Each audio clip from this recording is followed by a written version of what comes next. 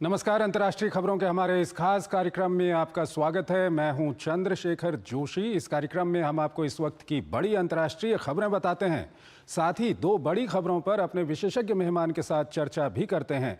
आज हम हमास को ट्रंप की धमकी और फ्रांस में पीएम मोदी की मौजूदगी में हुई एआई एक्शन समिट पर चर्चा करेंगे। लेकिन आइए सबसे पहले आपको दिखाते हैं इस वक्त की अंतर्राष्ट्रीय हेडलाइंस। प्रधानमंत्री मोदी ने कहा, एआई तकनीक का मानव कल्याण के लिए हो उपयोग। पेरिस एआई महामंथन में सुरक्षा और समाज के लिए तकनीक को बताया बेहद जरूरी। अगला समिट भारत में।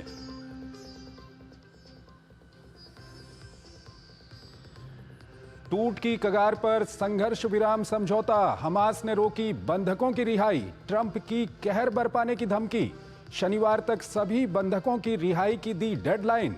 हमास का इजराइल पर शर्तों के उल्लंघन का आरोप।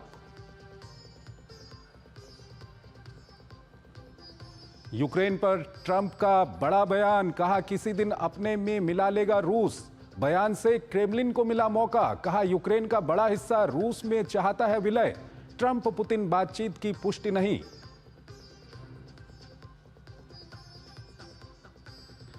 पूर्वी कोंगो के एक गांव में आतंकवादियों का भीषण हमला, कम से कम 55 नागरिकों की मौत। आतंकियों ने विस्थापितों को बनाया निशाना, कई घरों को किया आग के हवाले।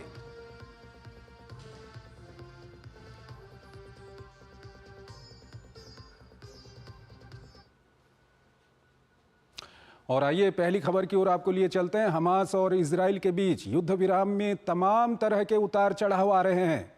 एक ओर जहां हमास ने इजराइल पर समझौते की शर्तों को गंभीरता से न लेने के कारण बंधकों की रिहाई रोक दी है, तो वहीं अमेरिका के राष्ट्रपति डोनाल्ड ट्रंप ने हमास को खुली धमकी दे डाली और हमास को समय सीमा भी दे दी। इसके बाद एक बार फिर इलाके में तनाव के बादल मंडरा रहे हैं। ये रिपोर्ट देखिए। बंधकों की रिहाई के समझौते से हमास के अचानक मुकर जाने से अमेरिकी राष्ट्रपति डोनाल्ड ट्रंप का पारा हाई हो गया है। हमास की इस गैर जिम्मेदाराना रवैये से ट्रंप इस कदर चिढ़ गए हैं कि उन्होंने दो टूक कह दिया है कि अगर हमास समझौते पर कायम नहीं रहता है तो उसे अंजाम भुगतने के लिए तैयार रहना चाहिए। दरअसल सोमवार को हमास ने इजराइल पर संघर्ष विराम समझौते के उल्लंघन का आरोप लगाते हुए बंधकों की रिहाई को रोकने की घोषणा की तो इजराइल से लेकर अमेरिका तक कोहराम मच गया।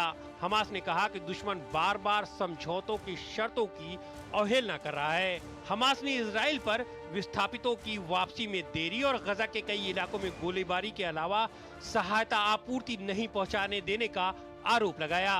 बंधकों की अगली रिहाई 15 फरवरी को होनी थी, लेकिन हमास ने फिलहाल इस पर रोक लगा दी है। हालांकि संयुक्त राष्ट्र ने हमास की इस दावे को खारिज करते हुए कहा है कि संघर्ष विराम के बाद से गाजा पहुंचने वाली सहायता में काफी वृद्धि हुई है। यूएन की शरणार्थी एजेंसी ने कहा है कि संघर्ष विराम के बाद से भोजन, टेंट, चिकित्सा समेत दूसरी मानवीय सहायता से जुड़ी आपूर्ति में भारी इजाफा हुआ है। वहीं संयुक्त राष्ट्र प्रमुख ने दोनों पक्षों से समझौते की शर्तों पर कायम रहने की अपील की है। ट्रंप ने सभी बंधकों की रिहाई के लिए हमास को शनिवार दोपहर तक की डेडलाइन दी है। उन्होंने कहा कि अगर ऐसा नहीं होता है तो समझौते को रद्द कर हमास पर कहर बरपाया जाएगा। उन्होंने कहा कि टुकड़े टुकड़े में रिहाई करने के बजाय सभी बंधकों को एक साथ छोड़ा जाए। जब ट्रंप से कहर बरपाने से जुड़े उनके बयान के बारे में पूछा गया तो उन्होंने कहा कि ये दुनिया को पता चल जाएगा कि क्या किया जाएगा। वहीं प्रधानमंत्री नेतन्याहू ने कहा कि इजराइल बचे हुए सभी बंधकों को वापस लाने के लिए प्रतिबद्ध है। पहले चरण में कुल 33 बंधकों की रिहाई होनी है। अभी 17 बंधकों की रिहाई बाकी है। इनमें से 8 की मौत हो चुकी है। इजराइल ने अब तक सैकड़ों फिलिस्तीनी कैदियों को रिहा किया है। ट्रंप बार बार गाजा को खाली किए जाने की बात दोहरा रहे हैं। हालांकि अरब देशों ने एकजुट होकर इस प्रस्ताव को खारिज कर दिया है। उन्होंने मिस्र और जॉर्डन से फिलिस्तीनियों को अपने यहाँ शरण देने की अपील की है। ट्रंप ने प्रस्ताव को खारिज किए जाने पर दोनों देशों की सहायता रोक देने की धमकी दी है। फिलिस्तीन के साथ साथ दूसरे अरब देशों में भी खलबली मची हुई है और यह आशंका जताई जा रही है कि जंग की इस आग का दायरा किसी भी वक्त और फैल सकता है। और इस खबर पर बात करने के लिए हमारे साथ जुड़ रहे हैं ambassador SR Tayal. Farmer senior diplomat हैं, विदेशी मामलों के जानकार हैं। तायल साहब, बहुत बहुत स्वागत है आपका हमारे इस कार्यक्रम में। पहला सवाल आपके सामने जो मैं रख रहा हूं वो यही है कि जो आज ये डेवलपमेंट हुआ है, हमास की ओर से बंधकों की रिहाई को रोकना और राष्ट्रपति ट्रंप की ओर से हमास को धमकी देना, किस तरह से आप इसको देख रहे हैं? मैं समझता हूं कि इस तरह के वक्तव्य हमास को पब्लिकली नहीं देने चाहिए थे, क्योंकि बहुत ही डेलिकेट स्थिति पर पूरा जो ये एग्रीमेंट हुआ है बहुत दिन बाद हुआ। प्रेसिडेंट ट्रंप ने बहुत दबाव डाला और उसकी वजह से ये एग्रीमेंट हुआ, सीज फायर हुआ और बंधकों की भी कुछ रिहाई हुई है और काफ़ी सैकड़ों पैलेस्टीनियन जो कैदी थे इजराइल की जेलों में, उनकी भी रिहाई हुई है। अब हमास का ये कहना है कि इजराइल जो भी उन्होंने कहा था, राजी हुए थे कि वो करेंगे कि सहायता पहुंचे, वो सब नहीं हो रहा है। तो उस पर शायद इतना पब्लिकली बयान नहीं देना चाहिए था कि वो अब और होस्टेजेस को नहीं छोड़ेंगे। और उससे प्रेसिडेंट ट्रंप नाराज हो गए हैं और उन्होंने कई वक्तव्य दिए हैं। आज किंग अब्दुल्ला की जो जॉर्डन के हैं, उनकी भी एक मीटिंग है राष्ट्रपति ट्रंप के साथ, क्योंकि वहाँ दो तीन चीजें हो रही हैं। एक तो ये युद्ध विराम की बात है और बंधकों का रिहा करना हमास के द्वारा, पैलेस्टीनियन कैदियों का रिहा करना इजराइल के द्वारा, और बहुत जो एड जो पहले नहीं जा रही थी, रिलीफ का सामान जो पहले गाजा नहीं जा रहा था, उसका जाना यूनाइटेड नेशंस और दूसरी एजेंसियों के द्वारा। ये तो एक पार्ट है। दूसरा जो पूरा जिसने पूरे इस रीजन को झकझोर दिया है, वो राष्ट्रपति ट्रंप के जो बयान आए हैं कि पैलेस्टीनियंस जो गाजा स्ट्रिप में हैं वो रिलोकेट हों, वहाँ छोड़ दें और किसी ना किसी तरह अमेरिका उसको दोबारा डेवलप करेगा। का विरोध सब अरब देशों ने किया है, दुनिया में और देशों ने भी उसका विरोध किया है, पर लगता है कि राष्ट्रपति ट्रंप उस पर काफ़ी गंभीर हैं, क्योंकि उनका वक्तव्य ये आया है कि जो 2 बिलियन इस समय गाजा के लोग हैं कि सर, उनके वक्तव्य को अगर हम देखें तो जो जॉर्डन के लीडरशिप के साथ उनकी बैठक होनी है, ये कितनी महत्वपूर्ण हो सकती है उनके इस जो प्लान है उसको लेकर के? देखिए, बहुत ही महत्वपूर्ण है। एक तो चीज ये है कि जॉर्डन को और इजिप्ट को अमेरिका हर साल 1.4 बिलियन डॉलर्स सहायता देता है जी।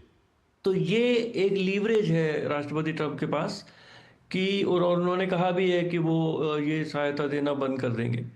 तो आज जो किंग अब्दुल्ला के साथ जो मीटिंग है जॉर्डन के किंग, आज ही है ये, अभी वो पहुंचने ही वाले हैं इसी समय जैसे हम लोग बात कर रहे हैं वहीं ये होगा। वो मेरे ख्याल से बहुत ही महत्वपूर्ण है, क्योंकि उसमें कितना दबाव राष्ट्रपति ट्रंप किंग अब्दुल्ला पर डालते हैं। और देखिए, जॉर्डन में पहले ही 2 मिलियन पैलेस्टाइनियन रिफ्यूजीज हैं वहां पर जी। जॉर्डेनियंस की अपनी जनसंख्या उनसे कम है, तो अगर वो और पैलेस्टीनियन रिफ्यूजी ले लेते हैं तो जॉर्डन का तो बहुत ही एक पूरा रूप ही बदल सकता है। तो अब ये कहाँ तक राष्ट्रपति ट्रंप दबाव डालेंगे जॉर्डन और इजिप्ट पर, कैसे वो रिएक्ट करेंगे, कैसे और अरब देश इसको देखते हैं, क्योंकि अगर $1 बिलियन अमेरिका दे रहा है तो $1 बिलियन सऊदी अरेबिया भी दे सकता है। सर, फिर मैं उसी सवाल पर आ रहा हूं कि अगर हमास बंधकों की रिहाई को जिस तरह से हमास ने रोका है और हमास जो प्रेसिडेंट ट्रंप की ओर से डेडलाइन दी गई है उसको नहीं मानता है, तो क्या कुछ हो सकता है? ये जो पूरी सीज फायर है वो कहीं ना कहीं इसके लिए खतरा पैदा हो सकता है क्या? बिल्कुल, सीज फायर के लिए खतरा पैदा हो सकता है और फिर पूर्व स्थिति में पूरा ये जो कॉन्फ्लिक्ट है या युद्ध है वो जा सकता है। तो मैं फिर ये कहूँगा कि हमास को पब्लिक स्टेटमेंट नहीं देने चाहिए। देखिए, बिचौलिए बीच में हैं, कतार बीच में है, इजिप्ट बीच में है, उनके द्वारा बातचीत करें और पब्लिकली स्टेटमेंट ना दें। अब सब लोग समझ चुके हैं कि राष्ट्रपति ट्रंप को अच्छा नहीं लगता कोई उनकी बात काटे या कोई उन्होंने कुछ कहा है तो उसको गलत साबित करने का कोशिश करे। तो बहुत ही एक डेलिकेटली ये सब को, सब जितने भी पक्ष हैं उनको बहुत सेंसिटिवली बात सब करनी चाहिए, क्योंकि देखिए 40,000 लोग तो गाजा में मर चुके हैं पहले। अब 2 मिलियन 20 लाख में तो अगर युद्ध फिर शुरू हो गया तो ये तो बिल्कुल नरक वाली स्थिति, जैसा कि कहा है राष्ट्रपति ट्रम्प ने, ठीक है सर, नरक तो ऐसे में ये पहले ही था। काफी महत्वपूर्ण हो जाएगा कि अब आने वाले समय में अगले 1-2 दिन में क्या कुछ होता है, ये काफी महत्वपूर्ण हो जाएगा, क्योंकि थोड़ा सा भी अगर डगमगाई वहां पर नैया, तो ये जो सीज फायर है ये कहीं ना कहीं खतरे में पड़ सकती है। बहुत बहुत शुक्रिया सर, हमारे इस कार्यक्रम में हमारे साथ जुड़ने के लिए और अपने विचार, अपना विश्लेषण और तमाम जानकारियां हमारे दर्शकों के साथ साझा करने के लिए। यहाँ पर हम एक छोटा सा ब्रेक लेते हैं। खाने में कोई स्वाद नहीं है। अरे किफायती लाल सस्ते वाले दाल मसाले, स्वाद हुआ बेकार।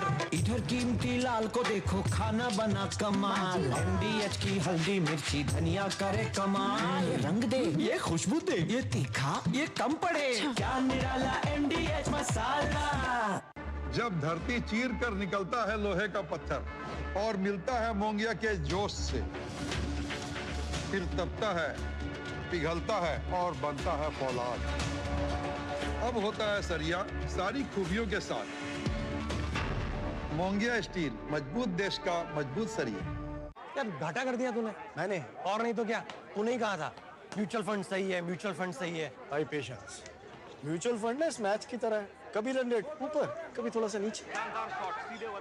म्यूचुअल फंड्स की पिच पर जितना टाइम टिका रहेगा, फायदा होने के चांसेस उतने बढ़ेंगे। सही है। म्यूचुअल फंड्स में पेशेंस रखना सही है। म्यूचुअल फंड निवेश बाजार जोखिमों के अधीन है। योजना से जुड़े सभी दस्तावेजों को ध्यान से पढ़ें। MDH की देगी मिर्च, देगी मिर्च का तड़का, अंग अंग फड़का। MDH की देगी मिर्च। स्वागत है आपका ब्रेक के बाद।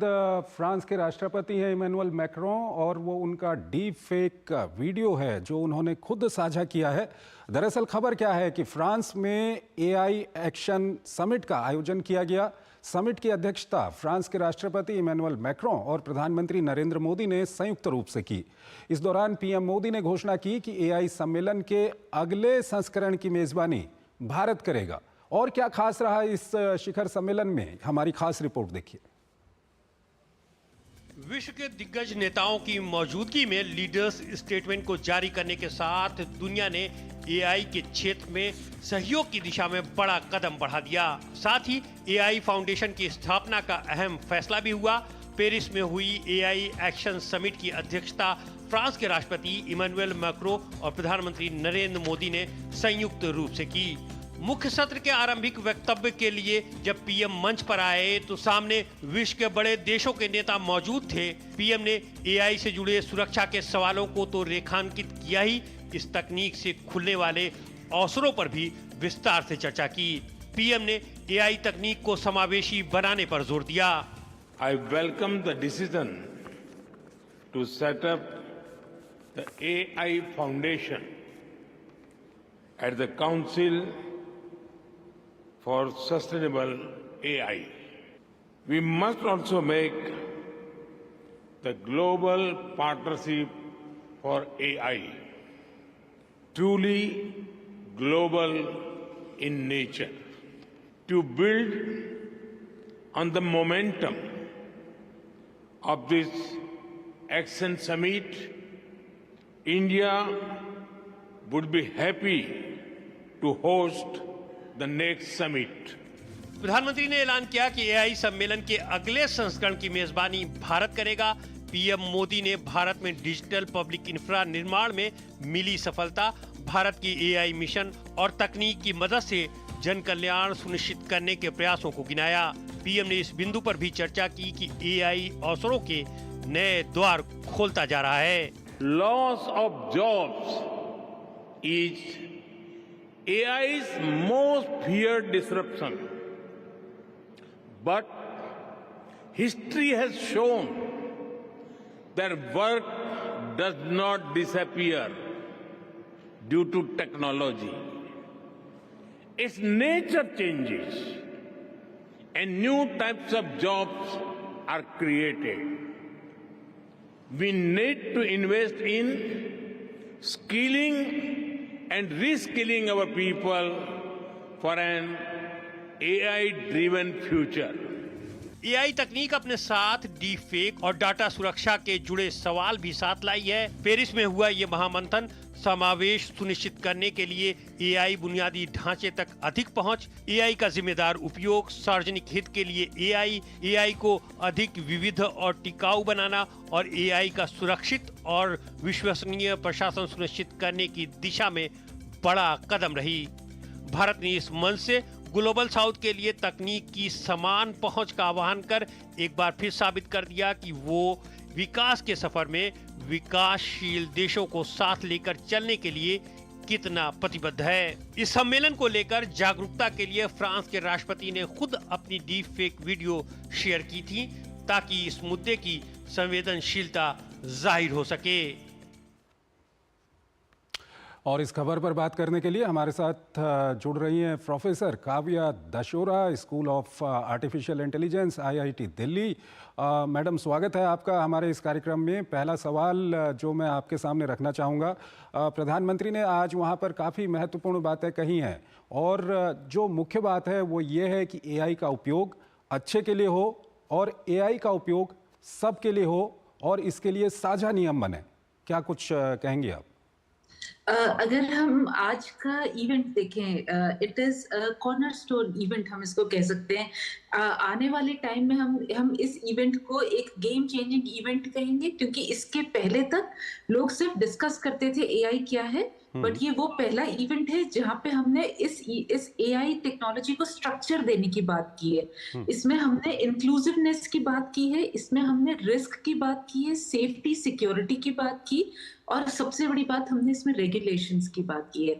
मतलब जब हम रेगुलेशन किस चीज का करते हैं जोशी जी, हम उसी चीज का करते हैं जो चीज इम्बाइब हो चुकी हो सिस्टम में, जो चीज इनएविटेबल हो, जो अब हमारे हम सब ये मान चुके हैं कि AI is here to stay और एआई से अब चीजें हम बेहतर कर सकते हैं। तो कुछ हद तक जैसा आपने अपनी रिपोर्ट में बताया, प्रेसिडेंट मैक्रोन ने अपने एक डीप फेक वीडियो जारी किया था जस्ट अवेयरनेस लाने के लिए।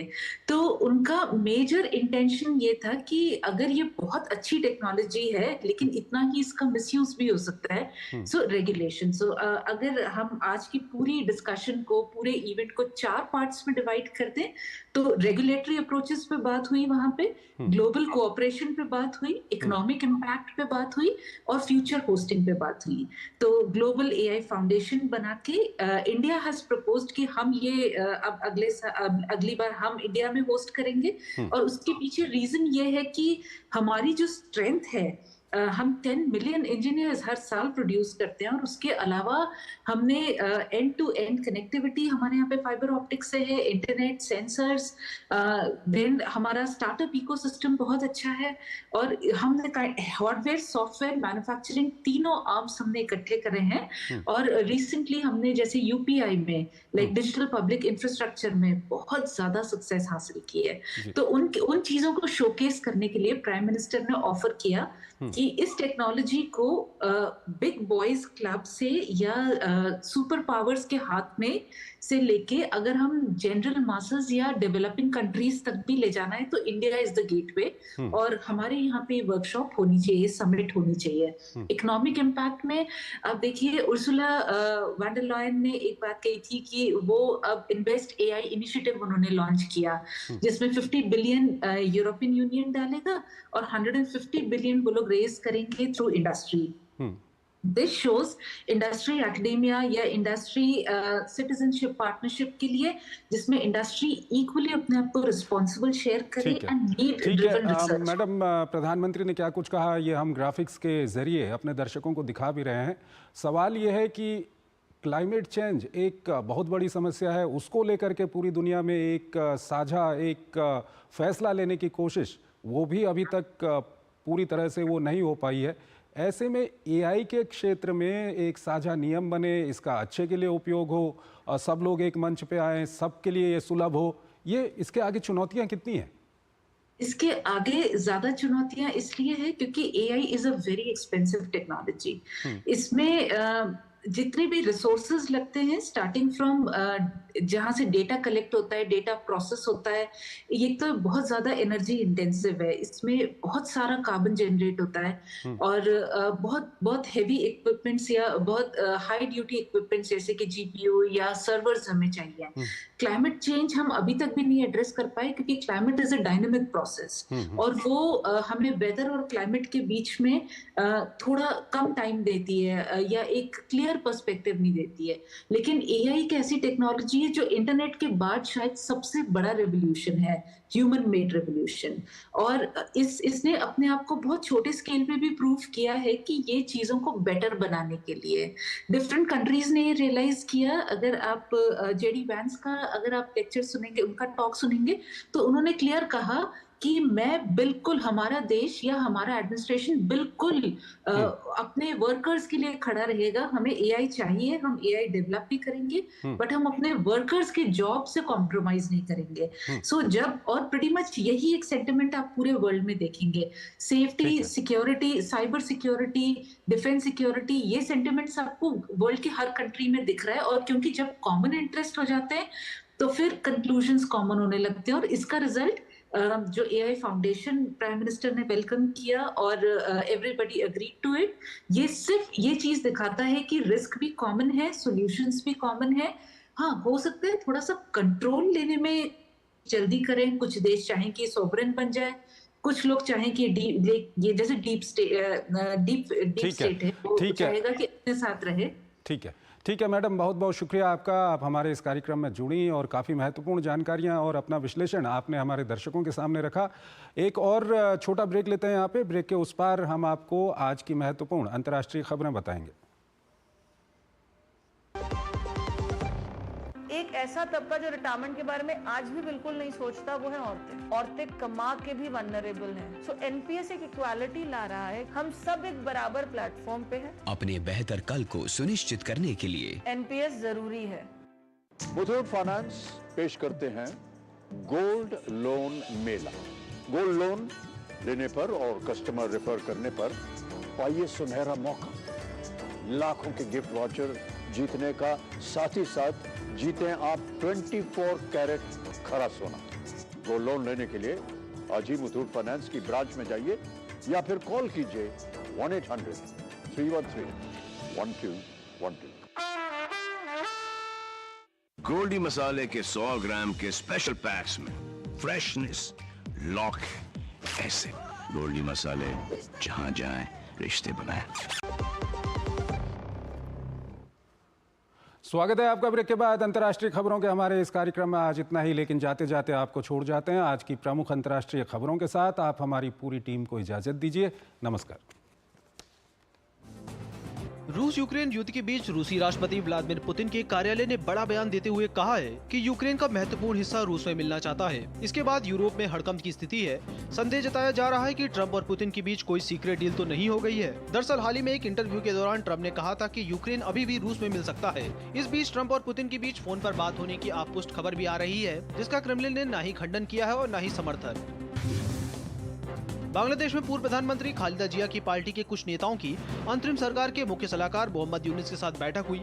इसके बाद बीएनपी के नेताओं ने कहा कि बांग्लादेश दिसंबर तक आम चुनाव कराने की दिशा में काम कर रहा है। दरअसल बांग्लादेश में तत्कालीन प्रधानमंत्री शेख हसीना के अपदस्थ होने के बाद अगस्त 2024 से यूनिस के नेतृत्व वाली कार्यवाहक सरकार काम कर रही है और उस पर जल्द चुनाव कराने का काफी ज्यादा दबाव है। मंगलवार को पूर्वोत्तर अफगानिस्तान में एक बैंक के बाहर शरीर पर विस्फोटक बांधे एक आत्मघाती हमलावर ने विस्फोट कर दिया, जिसमें कम से कम 5 लोग मारे गए। पुलिस ने कहा कि विस्फोट कुंदुज प्रांत में काबुल बैंक शाखा के पास हुआ, जिसमें बैंक के सुरक्षा गार्ड, नागरिकों और तालिबान सदस्यों सहित 5 लोग मारे गए। प्रांतीय पुलिस प्रवक्ता जुम्मा-उद-दीन खाकस्र ने बताया कि 7 लोग घायल भी हो गए। पूर्वी डेमोक्रेटिक रिपब्लिक ऑफ कांगो में एक गांव में सशस्त्र आतंकवादियों ने 35 से अधिक नागरिकों की हत्या कर दी। मरने वालों की संख्या अभी और बढ़ने की आशंका जताई जा रही है। इतूरी प्रांत के दजुगु क्षेत्र में दजैबा समूह के गांव के मुखिया जीन ब्यानी ने कहा कि कोडको आतंकवादियों ने हमला किया और निवासियों को मार डाला। घरों में भी आग लगा दी गई है। अल्पसंख्यकों के खिलाफ ISIS द्वारा किए गए अपराधों पर देश के पहले अदालती मामले में एक स्वीडिश अदालत ने सीरिया में यजीदी महिलाओं और बच्चों को अपने घर में गुलामों के रूप में रखने के लिए एक महिला को 12 साल जेल की सजा सुनाई है। अदालत ने एक बयान में कहा कि 52 वर्षीय स्वीडिश नागरिक लीना इशाक को 2015 में नरसंहार, मानवता के खिलाफ अपराध और गंभीर युद्ध अपराधों का दोषी ठहराया गया था।